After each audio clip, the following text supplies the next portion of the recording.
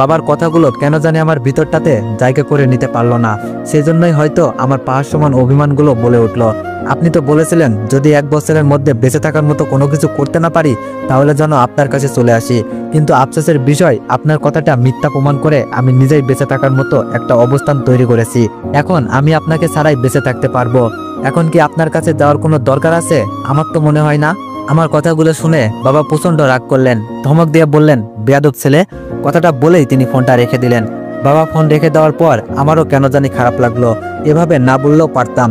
নিজের উপর নিজেরই রাগ হতে লাগলো। রাগটা কারোর উপর ঝাড়তে হবে।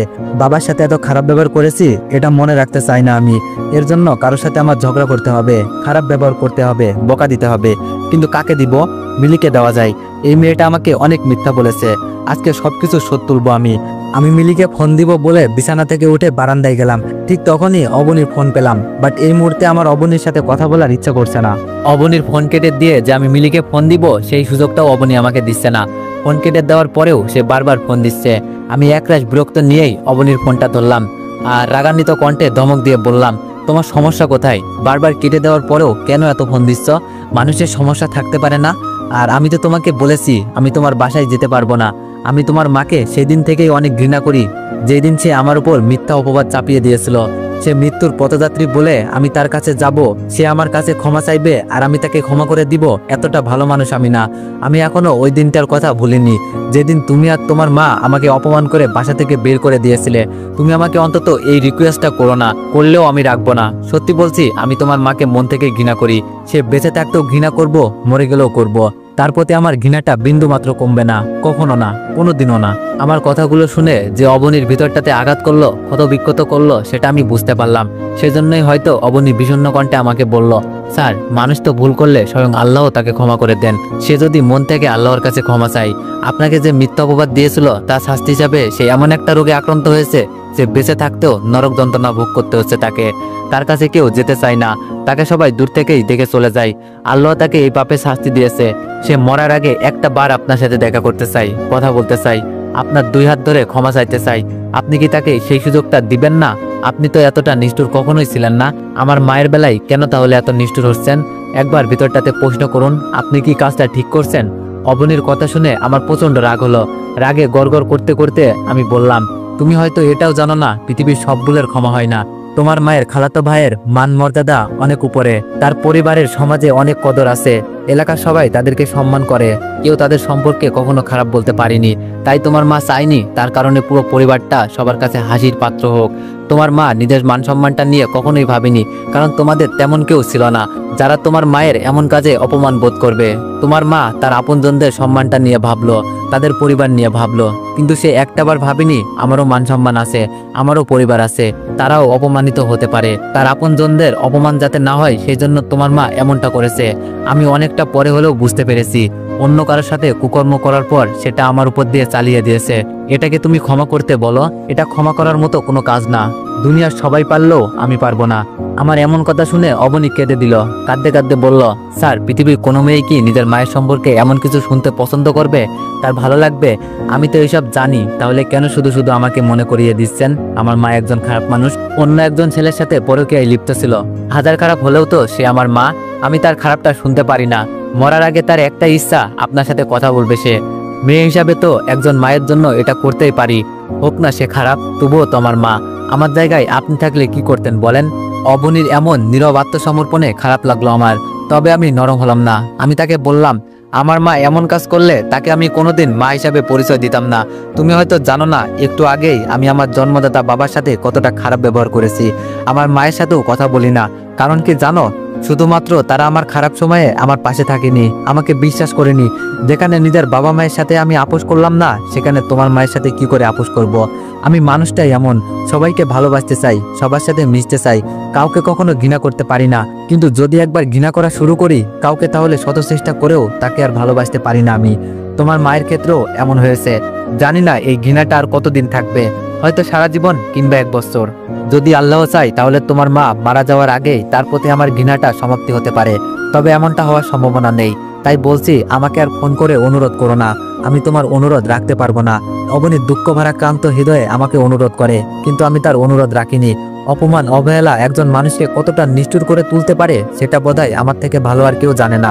সময়ের ব্যবধানে আমিও যে অনেকটা পরিবর্তন হয়ে গেছি সেটা আজ খুব করেই বুঝতে পারলাম। আগে এমন ছিলাম না আমি, সত্যি বলছি, এতটা পাষাণ কখনোই ছিলাম না আমি। কিন্তু আমার খুব কাছের মানুষগুলোই আমাকে এমন বানিয়েছে। সবার দুঃখে আমার ভিতরটা কেঁদে উঠতো, কিন্তু এখন আর কাঁদে না। এখন মনে হয় এইগুলো সব অভিনয়। নিজের প্রয়োজনে সবাই সবার কাজে নত হয়, প্রয়োজন ছাড়া কেউ কারো কাছে নত হয় না। অবনীর মা যদি কঠিন অসুখে আক্রান্ত না হতো তাহলে হয়তো সে আমার কাছে কখনোই ক্ষমা চাইতো না। আমার মা বাবা যদি সত্যিটা না জানতে পারতো তাহলে তারাও হয়তো আমাকে ফোন দিত না। তাই এইসব মানুষের প্রতি আমার ভিতরটাতে আর কোনো মানবতা কাজ করে না। অবনীর প্রতিবারের মতো এবারও হতাশে ফোনটা রেখে দেয়। আমি মিলিকে ফোন দিলাম, কিন্তু তার ফোন ওয়েটিং। অনেকবার ফোন দেওয়ার পর মিলি ফোন ধরলো। ফোন ধরেই তিরস্কারের সুরে বলল, আজ কি সূর্য পশ্চিম দিকে উঠেছে নাকি? তুমি আমাকে নিচ থেকে ফোন দিলে। আমি আমার এক দুঃসম্পর্কের আত্মীয়র সাথে কথা বলছিলাম, তাই তোমার ফোনটা ধরতে পারিনি। আমিও তিরস্কারের কণ্ঠে মিলিকে বললাম, আমি তোমার বয়ফ্রেন্ড না, কাজেই আমার কাছে তোমাকে এইসব না বললেও চলবে। তোমার যার সাথে ইচ্ছা তার সাথে কথা বলতে পারো। এটার জন্য আমাকে বলা মানে আমাকে অপমান করা, কারণ তুমি আমার থেকে অনেক কিছুই লুকাতে পারো। জীবনের সবচেয়ে বড় অপরাধটা তুমি আমার কাছ থেকে হাইড করেছো। আমার কথা শুনে মিলি অনেকটা বিস্ময় প্রকাশ করে বলল, কি বলতে চাচ্ছ তুমি? সরাসরি বলো। আমি তোমার কাছ থেকে কিছুই লুকাইনি। আমি এখন আমার এক খালার সাথে কথা বলছিলাম, এটাই সত্য। আমি তখন মিলিকে বললাম, আমি এটার কথা বলিনি। আচ্ছা, সত্য করে একটা কথা বলবে তুমি আমাকে? মিলি আমার প্রশ্নের জবাবে বলল, কি কথা বলো? তখন আমি কোনো সংকোচ না করে সরাসরি তাকে বললাম, তুমি কি কখনো সেক্স করেছো? প্রেমিক হিসাবে কি অশুদ্ধ ছেলে পছন্দ না? যারা তোমাকে মন থেকে ভালোবাসে তাদেরকে তুমি খুব ভালোবেসে কোনোদিন জড়িয়ে ধরেছো? ধরো নাই। অথচ যারা তোমাকে মন থেকে ভালোবাসেনি, ভালোবেসেছে শুধু তোমার দেহকে, তাদেরকে তুমি নিজের সমস্ত কিছু সঁপে দিয়েছো, তাদের সাথে বিছানায় রাত কাটিয়েছো। অথচ যেই মানুষটা তোমাকে মন থেকে ভালোবাসলো তার ঠোঁটে কোনোদিন ভালোবেসে একটিবারের জন্য অমৃতে স্বাদ দিতে দাওনি, অথচ অন্য কাউকে ঠিকই অমৃতের সাগরে নামিয়ে দিয়েছো। এগুলো কি সত্যি না? এগুলো কি তুমি করো নাই? হাসান নামের কোনো ছেলের সাথে কি তুমি বিছানা শেয়ার করো নাই? একসময় তোমার গর্ভে হাসানের অবৈধ সন্তানও বেড়ে উঠেছিল, তখন তুমি কি করলে? সেই নিষ্পাপ বাচ্চাটাকে মেরে ফেললে। এইসব কি তুমি করো নাই? আমার কথা শুনে মিলি একবারে নীরব হয়ে গেল। কোনো কথাই সে বলছে না। সে হয়তো কখনো ভাবেনি তার এই গোপনীয় জঘন্য কাজগুলো আমি একদিন জেনে যাব। প্রায় 2 মিনিট হয়ে যাওয়ার পরেও যখন সে কোনো কথা বলে না, তখন আমি বললাম, কি হলো? খুব অবাক হলে তাই না? আমিও অবাক হয়েছিলাম যখন তোমার সম্পর্কে এইসব কিছু শুনেছিলাম। আমি বিশ্বাস করছিলাম না, কিন্তু যখন তোমার খুব কাছে অন্য একজন ছেলেকে দেখলাম তখন আর বিশ্বাস না করে থাকতে পারিনি। বিশ্বাস করো, তোমাকে হাসানের যতটা কাছে দেখেছি ততটা কাছে আমিও মনে হয় কখনো যাইনি। এতটাই শ্রদ্ধা করতাম তোমাকে। তুমি মনে হয় এইসব শ্রদ্ধা থেকে নিজেকে সেক্সুয়াল সুখটাকেই বড় করে দেখেছিলে। কেন করলে আমার সাথে এমন মিথ্যা অভিনয়? শুধুমাত্র আমার ভালোবাসা পাওয়ার জন্য, তাই তো? কিন্তু তুমি কি জানো, এইসব জানার পরে তোমার জন্য আমার মনে ভালোবাসা তো দূরের কথা, তোমাকে ঘৃণা করতেও আমার নিজেকে অনেক ছোট মনে হয়। আমার লজ্জা হয় আমি তোমার মতো একটা মেয়েকে ভালোবেসেছিলাম। আমি কিছু না করেও তোমার কাছ থেকে চরিত্রহীনের অপবাদ পেয়েছিলাম, তবুও আমি চুপ করেছিলাম। কিন্তু তুমি এরকম একটা কাজ করার পর সেটা চাপিয়ে রেখে নিজেকে দুধে ধোয়া তুলসী পাতা মনে করতে। কিন্তু জানো কি, সত্য কখনো চাপা থাকে না, দেরিতে হলেও মানুষের সামনে আসে। হাসান খুব একটা ভালো ছেলে না। খোঁজখবর নিয়ে দেখো তোমার সাথে ফিজিক্যাল রিলেশন করার ভিডিওটা তার কাছে আছে নাকি। প্লে বয়রা এরকম করে, হয়তো এখন জানতে পারবে না, কিন্তু পরে ঠিকই জানতে পারবে। কিংবা কে জানে, তোমার সুন্দর ভিডিওটা একদিন ভাইরাল হয়ে যাবে। আমার কথা শুনে মিলি ওপর পাশ থেকে খুব কাঁদতে থাকে, কিন্তু ততক্ষণে আমি ফোনটা রেখে দিয়েছি, কারণ আমার যা বলার ছিল তা আমি মিলিকে বলে দিয়েছি। এখন নিজেকে কিছুটা হলেও হালকা মনে হচ্ছে। পেছনে তাকাতেই দেখি সিনথিয়া আমার দিকে তাকিয়ে আছে। এত রাতেও মেয়েটা জেগে আছে, আমার বিশ্বাস হলো না।